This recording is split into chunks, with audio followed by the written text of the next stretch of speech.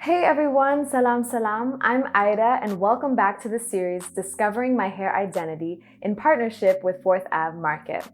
This is the third part of the series, so for those of you who have been following along, welcome back. It's good to have you. And for those of you who are joining for the first time, so happy to have you and welcome. You can find the previous videos in this series in the link above. I'm so happy to be back and I have a lot of insights that I want to share with you all. I'll also drop the timestamps below so that it's easy for you guys to find exactly what you want to know. We've got a lot to cover, so let's get started.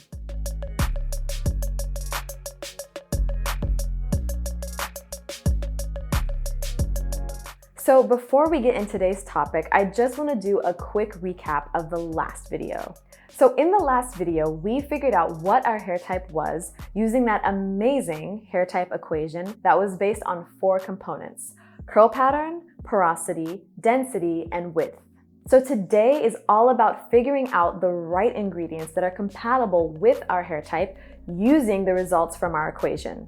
Once we know what ingredients are compatible with our hair type, it's going to be easy to look for those ingredients in the products that we buy. So before we get started on today's video, I just give a quick little shout out on my hairstyle that I'm rocking. So this is day 6, I believe, after I had my wash day for the month.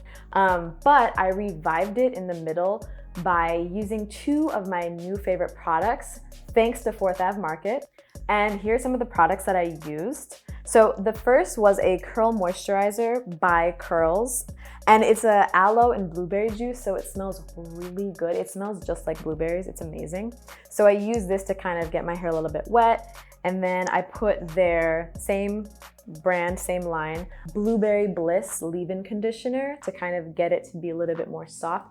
And as soon as I used these 2, my hair just responded so well. It was just really soft and like luscious and just as if I had just done like a deep conditioning wash. Like it felt really, really light and healthy. And then I kind of sealed it with this, it's kind of scratched out, but pink jojoba and grapeseed oil, which my hair also really loves, that I've been using lately. So that's been amazing. And basically what I did was do just kind of like cornrows, well, actually this way, cornrows. And it just was really nice. My hair felt really, really like it just nourished my hair. And it's still pretty soft.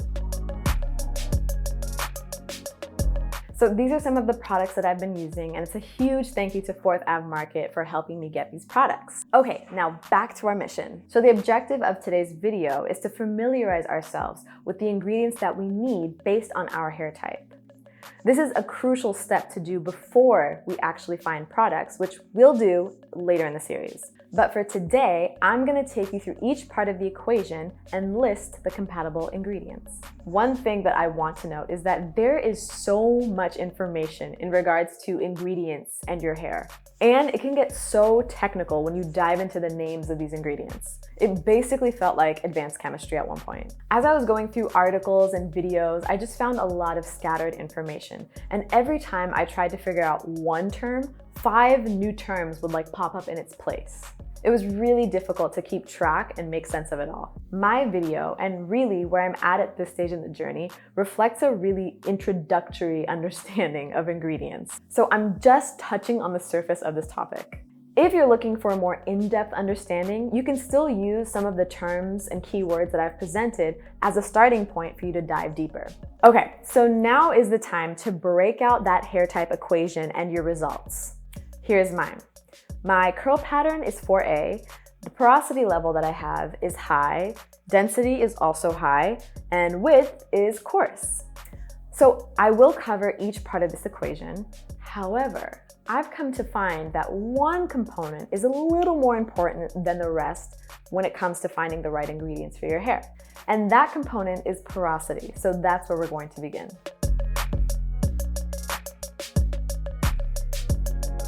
So if you remember from the last video, porosity means how well your hair can absorb and retain moisture. So it's clear that in order for you to have healthy hair, you need to keep it moisturized. However, the way that I moisturize my hair may not be the same as the way you moisturize your hair.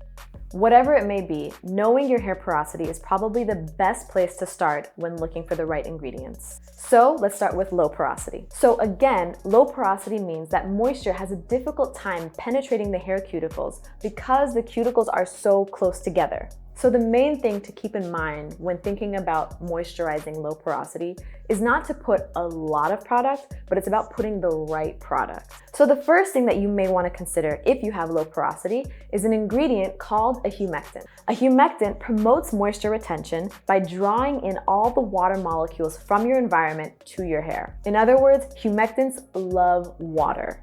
So if you were to use a product that's high in humectants on your hair, it will bind all of the water molecules to the cuticle, which can be really helpful. But other things that you may want to consider when using humectants is the weather or climate that you're in, because it can be really helpful or really detrimental based on what your environment is. So here are some natural ingredients that you want to look for in products that work as humectants.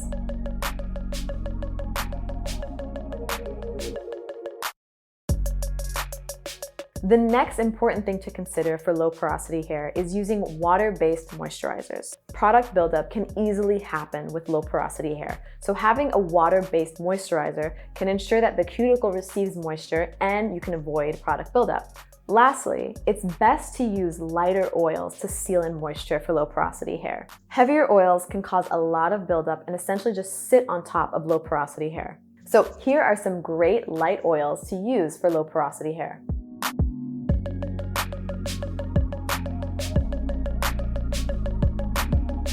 So those are some things to keep in mind for low porosity hair and the types of ingredients that you need. So remember that this is a process, and it's also a process of elimination to find out what your hair really likes. So keep in mind that some things are gonna work and some things are not gonna work. But what's important is that you're committed to trying and to figuring it all out.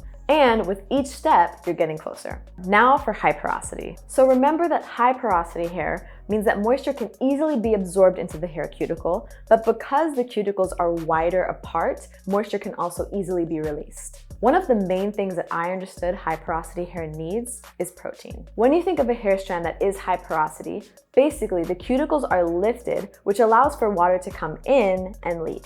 So what protein does is strengthen that porous strand of hair and essentially flatten down the cuticles so that moisture can be sealed in. So protein is very important for high porosity hair. So here are some ingredients that you should look out for to help build protein.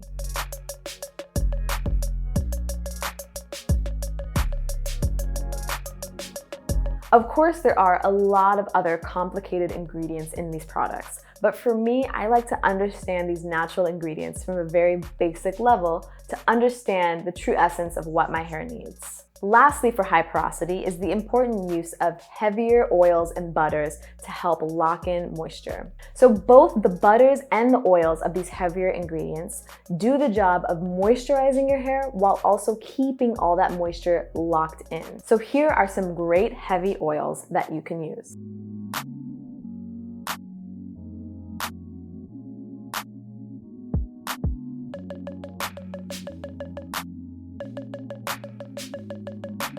Of course, there are a lot more butters and oils to mention, but I'm mentioning the ones that I'm more familiar with and that commonly appear in products. So, as you can see, our porosity level is a great place to start to understand the types of ingredients that are compatible with our hair.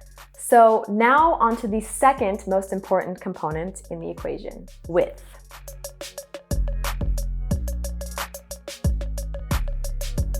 So after porosity, width is another important factor in determining what ingredients are compatible with your hair. So if you remember from the last video, width is the circumference of an individual strand of hair that tells you whether your hair is fine or coarse. So let's start with fine hair. So again, fine hair is when the strands on your head are very fine and light. The main thing that you want to keep in mind is using lighter products all around.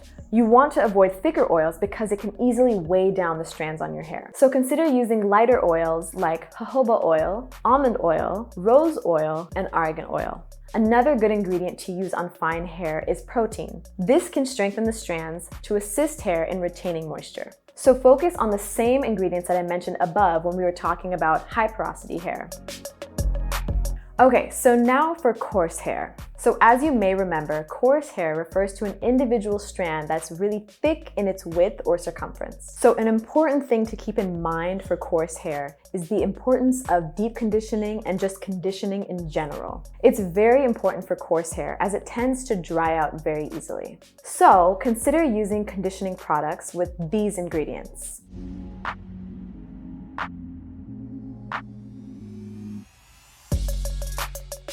Lastly, you'll want to avoid alcohol-based products. Since coarse hair is prone to dryness, alcohol does a very good job of keeping your hair dry, so you want to avoid that ingredient in your products. So those are the ingredients that are compatible with fine and coarse hair.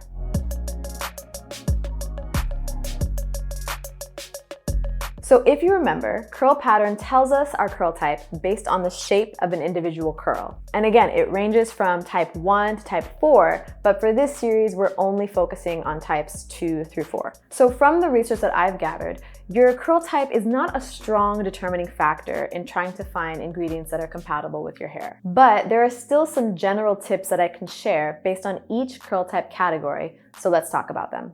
For type 2, which is wavy hair, it's important to use lighter products all around so it doesn't weigh down your hair or flatten your curl. And make sure when you use oil, you use a small amount because it's easy to get type 2 wavy hair really greasy. For type 3 hair, your strands can be prone to dryness, so it's important to seal in moisture with lighter to medium oils. For type 4 hair, which is my category, our hair is also prone to dryness, so we want to use thicker oils and butters to lock that moisture in our hair. So those were some very general tips based on our hair type categories. Like I mentioned earlier, it is not a huge determining factor in understanding the types of ingredients that we need. But also, and I can't stress this enough, it comes down to how your hair behaves to the ingredients that you put into it. So it's a game of balance and experimentation to find out what you need.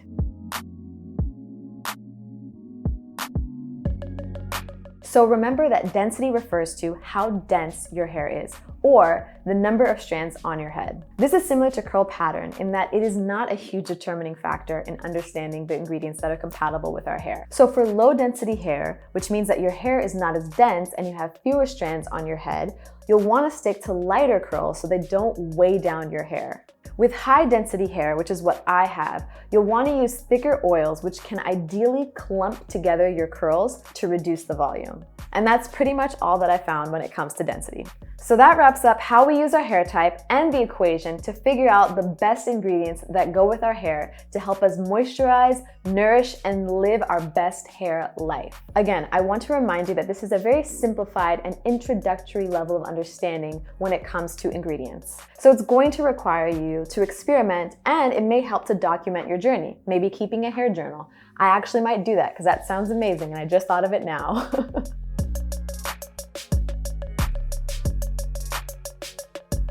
So now that I've mentioned ingredients that are helpful, I also want to mention ingredients to be aware of.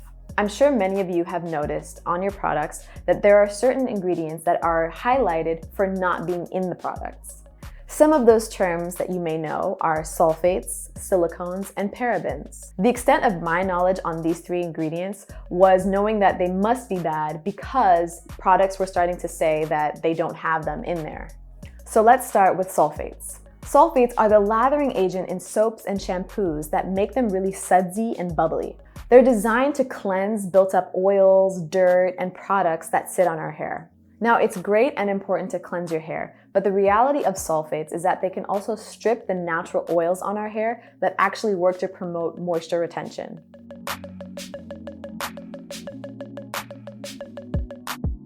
So silicones are added to products to add moisture to your hair, and they also help to seal in moisture by creating an impenetrable seal. Silicones are also what creates slip in your hair so that it's easy for you to detangle and can also prevent frizz. Now, as I was researching, this was a debatable ingredient because there are good silicones and there are bad silicones. However, silicones can create a lot of buildup because they're not water soluble. So the only way you can remove silicones from your hair is by using sulfates. So it's a little bit of a catch-22. So the last ingredient that I'm going to mention are parabens. So parabens are the ingredients that are used in a lot of beauty and hair care products that work as a preservative to prevent mold or bacteria from developing in products. So it serves an important purpose, obviously, because we don't want our products to get moldy or have bacteria developing in them.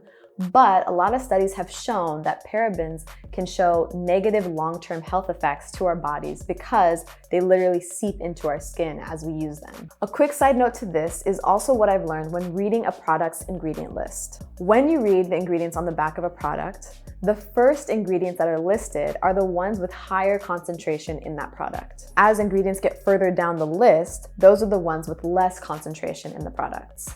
So with these ingredients that I'm telling you to be more aware of, I'm not recommending that you avoid them simply because I'm telling you to do so. I'm actually inviting you to be more aware of them and to maybe try and find alternatives to cleanse your hair that may not leave your hair damaged.